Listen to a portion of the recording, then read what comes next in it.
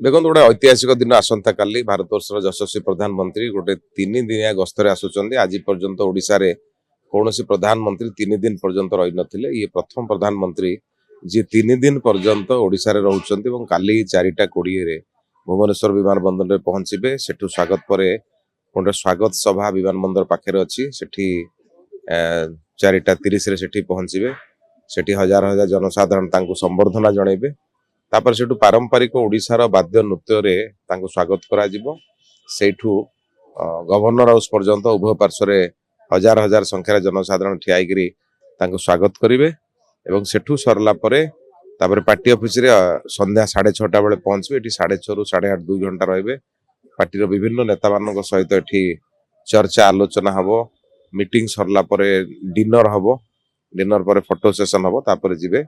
तेणु काली होची गोटे ऐतिहासिक दिन जेहेतु पूर्वोदयर उदय हेले भारत वर्षर उदय हो पारिबो तांकर लक्ष्य थिला। सेथिपाई प्रधानमंत्री नरेंद्र मोदी ओडिशा को फोकस रखिचंती। केवल सरकारी कार्यक्रम नु पार्टी रे मध्य कर्मी बैठक करिकरी ए कथा को पुष्टि करिवे। नहीं पार्टी रो किछि कार्यक्रम नहीं। पार्टी रो कार्यक्रम केवल काली गोटे दिन अछि। काली कार्यकर्ता माने रास्ता को विभिन्न जगह ठिया कि तांको स्वागत करिवे। पर दिन आपनकर तांकर जेमति डीजीपी सम्मेलन अछि सम्मेलन से जोग देबे। जदि आपंक आम भिडी भल लगा तेब आम चैनल को लाइक शेयर और सब्सक्राइब करने को जमा भी भूलु नहीं।